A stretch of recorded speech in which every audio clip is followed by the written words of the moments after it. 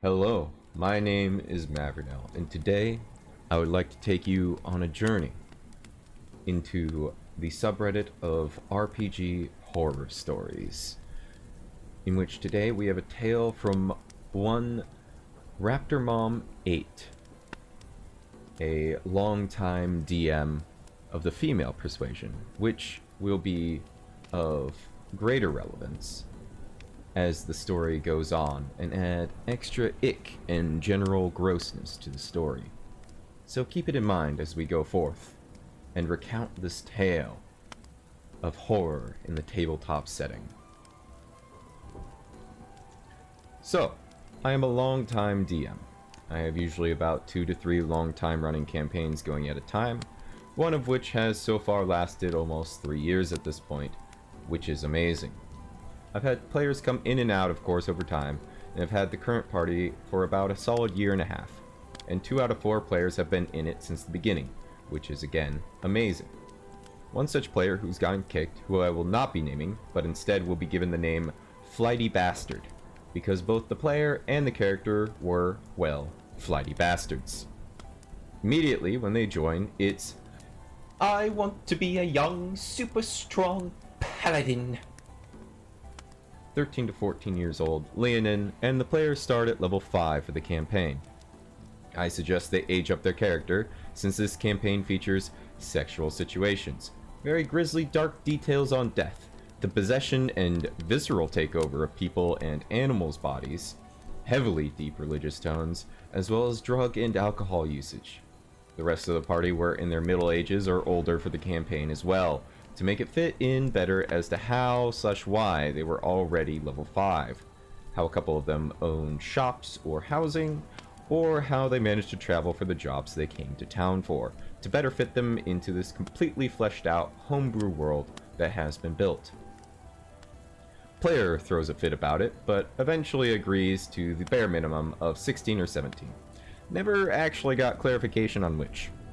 In which they are a Forge Paladin. They are immediately on and on about flexing, showing off their muscles and skills, and trying to say they know better than the level 14 NPC that they are supposed to be apprenticing under. Red flags number 1 and 2 are already up. Flighty Bastard tries to flirt with the barmaid in the campaign, who was already dating the Lich that lived nearby that protected the town from larger threats. This is important for later. They were also serving under the same goddess as them, but as a level 20 beer domain cleric from Kobold Press's book Deep Magic. When that fails, they try to incessantly flirt with her before moving on to another NPC in the bar, which was said Lich in disguise. They tried to outdrink one another, and the player crit failed a constitution save, a homebrew ruling that can happen, and tried to play it off as if they didn't. Red flags 3, 4, and 5, because after they failed, they simply had their character pass out to sleep it off, and they ignored the rest of the campaign and the goings-on for nearly the entire rest of session. I had them rolling con saves to see if they'd wake up hungover, wake up, or just stay asleep a while longer. They had their character sleep for hours, and I could swear they were fudging their rolls because the few times I asked them what their roll was, they would fumble and say 2 different numbers, then stick with the lowest, even though I didn't have them at a disadvantage. By the time Flighty Bastard had woken up, the other players had returned to the bar to try and get him up and moving for an important quest, which was to travel to another town. This traveling actually took multiple sessions, and the player decided to skip every single one of the travel sessions and joined back up only once everyone was in the other town. Now, to preface what happens next with some context, the gods, goddesses, deities are all very alive and very much present in the realm, and not all of them are on the same continent. One, however, the goddess of hearth, home, forge, and beer, some of these are based off of old D&D lore from 2nd, 3rd, 4th editions in our homebrewed to fit 5th edition, lived nearby. She lived in the town they had traveled to and had a very large temple as well as a large working forge, shop, and enchantment area set up. She worked, and the main archpriest in the town under her name taught her religion and helped train clerics, paladins, as well as the general populace on various matters pertaining to the above little subclasses. As a general rule of thumb, a symbol of your given god, goddess, deity is meant to stay on your person at all times, so they can keep an eye on their follower in case they need help. But it also functions as a magical focus. If you don't have that on you, you can't use magic. Desecrating it is an action that will definitely piss off whoever you are worshipping, and putting it down so they can't see your actions is like spitting in the face of the beliefs you swore yourself to. So a very good way to piss them off. Like I said, deeply religious tones that were taken pretty seriously. Flighty Bastard decided to completely derail the party by making a loud, obnoxious entrance into the tavern the rest of the party was staying at, and when not received too kindly, was tricked by the bartender, along with another player, into drinking a potion that caused various random effects. Troll blood from Kobold Press's book, Vault of Magic. Flighty Bastard got one that essentially rendered their character temporarily mute by disfiguring their jaws. The other player got extremely sick and had to take a few points of poison damage per round, which I was timing out until the effect ended. During this time that Flighty Bastard's character was muted, the other players were trying to convince them, character to character, to help them on their quest of finding clues around town about a man that was kidnapped and the various corruptive beasts that were threatening the place soon after. Flighty Bastard silently decides, fuck that, I guess. Again, I had no clarification on what the hell they were thinking or doing, they just did it, and decides to strip themselves of their armor and weapons. That includes the feather amulet that acted as a conduit for their goddess. Flighty Bastard then decided to distract the party from their quest completely. Their shenanigans have caused complete derailments before, and there are a lot of them that aren't being mentioned, because this would be too long then. By running into the woods near town that was absolutely teeming with monsters that rated from CR1 all the way to CR6. This is a party of 4 level 5 players on a realism, gritty rules campaign. Exhaustion was a thing. Thirst and food had to be kept up with daily. Baths had to be had if battles got gruesome enough to warrant them, otherwise there was a charisma penalty. This was a very hardcore campaign, and Flighty Bastard was explicitly told this from session 0 and onwards. The other players had to stop everything they were doing to try and rescue them, all during a time-sensitive quest. In my campaigns, the world does not stop reacting to things. Everything has long-reaching consequences, and I'm not one to shy away from whatever they might be. Flighty Bastard ran into a small group of water horses, essentially kelpies, but if they were like stereotypical merman guards or something but more feral. Flighty Bastard decided to instigate a fight, interrupting me constantly every time I tried to detail the environment, the enemies, behavior of things around them, including the enemy's behaviors and why they might be reacting to their presence at all. The rest of the party came, and they noticed the fact that the largest in the small herd was the main one fighting and winning, while the other members were trying to quietly disengage and take away their foals from the battlegrounds.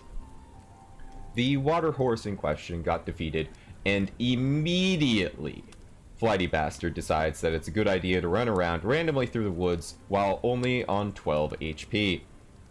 The other players are sitting around feeling terrible for being forced to kill what was found out to be the head stallion in a herd of mares with foals, and while they couldn't speak to each other, they did their best and gave up the very large shell of a monster they had defeated earlier to the mares, so that they could have their foals protected when they're in their more watery form.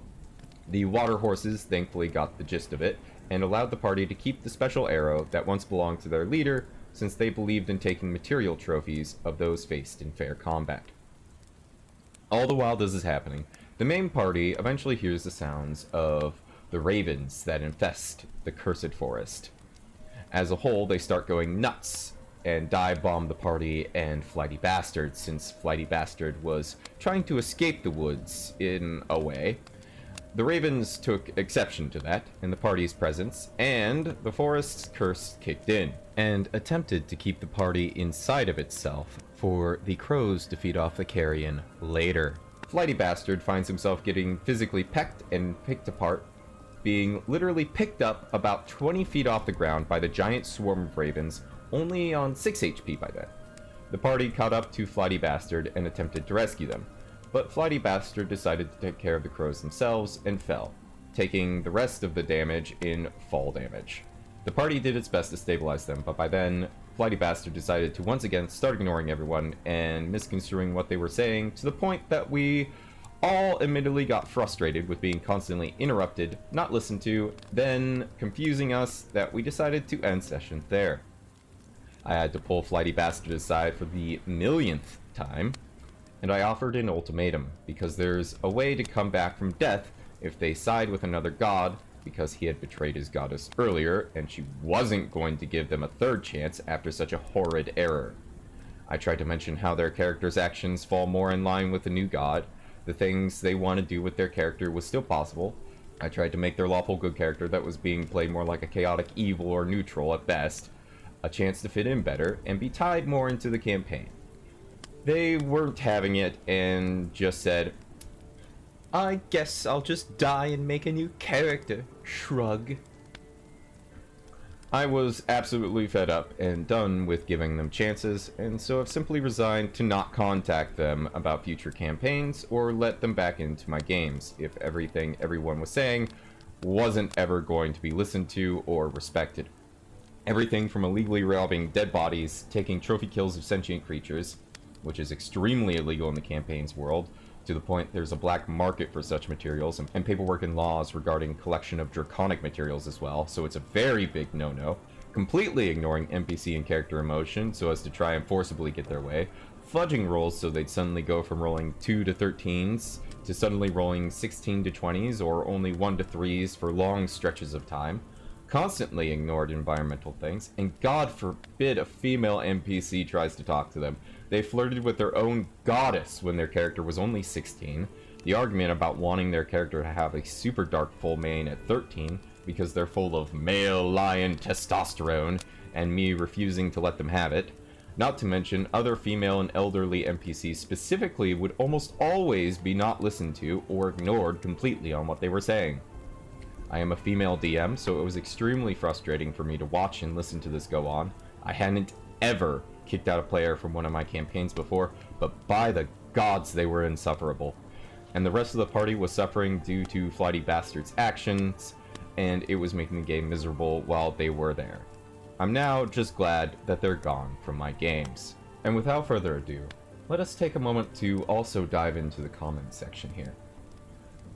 One commenter says, "Your setting sounds pretty interesting. Seems like the player was really looking for a different style of game than you were running, and wasn't able to come to terms with that themselves.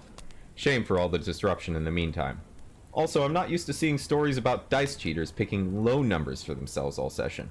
I wonder what the benefit they were looking for by rolling straight ones was." OP responds, "It seems like it for certain, especially the guilt of having to kick them from the group the way I did. I've never done it before, so it was hella distressing. But essentially, if certain things failed, then various conditions would stay. Say, for instance, a character trying to wake up after either passing out, resting after death saving throws, having a bad night rest due to nightmares, or a gained level of exhaustion, or being forcibly put to sleep with the sleep spell, Gias, or Charm. Then they roll things like Con or Wiz saves. The lower the number, the less likely they are to wake up for an hour. If they roll high, they can wake up. The DC for this drops in increments of 2, from a starting point determined by how dramatically the player got to that point. The player will also wake up immediately upon being damaged. A neat little homebrew system for sleep-related mechanics. It's created all kinds of funny shenanigans where the player's pets or familiars would wake up before the players would and absolutely wreak havoc playing together and bonding, or trying to wake up the players by giving things like slobbery licks or nippy little bites to help them wake up. Also, Bedhead was funny and oversleeping to try and compensate or fight off a level of exhaustion, versus the urgency of a quest or event always brings about some fun conflict of interest. Not to mention prophetic nightmares from oversleeping that I'd get to occasionally roll their way to reveal world lore if they rolled bad enough. I'm gonna be honest, as a personal note from myself, this actually sounds like a fun system to implement in a D&D style game, whether it be D&D itself or a variant like Pathfinder. I might have to look into that in the future. Another commenter asks, "Was the player an adult? Any adult who plays an underage character and intentionally gets into flirting with NPCs is instantly suspect. While I don't know how long these shenanigans lasted, it was without a doubt too long, lol." OP responds, "They are an adult. And yeah, the shenanigans were indeed going on for too long. I'm just glad my other players were about as patient and tolerant as I was, and we were all on the same page at the same time." Another comment says, Fascinating setting. However, if you have a problematic player, they need to be dealt with quickly. Some consequences do help. Irritated your deity? No more magic for you, and depending on what they did, another paladin might show up to destroy your evil. The OP responds, I have had the consequences come in before. Sometimes the karma is instant, especially since the presence of gods and goddesses is so prevalent that they oftentimes will talk to problem people to sort things out or gently guide them so they're not likely to do it again. Flighty Bastard, however, just would not listen, and their goddess worked so closely with a lich and an NPC in the hometown to further report their shenanigans in details that might have gotten lost given the propensity for covering up or turning away the main face of the amulet. And that, my fine viewers, is the end of this cursed tale. I hope you learned something from this, whether it is how to deal with such individuals like the Flighty Bastard, or how to not be one yourself. Let me know down below if you've experienced something like this in one of your games. And don't forget to like and subscribe for more stories and other various shenanigans coming in the future. But until next time, fight!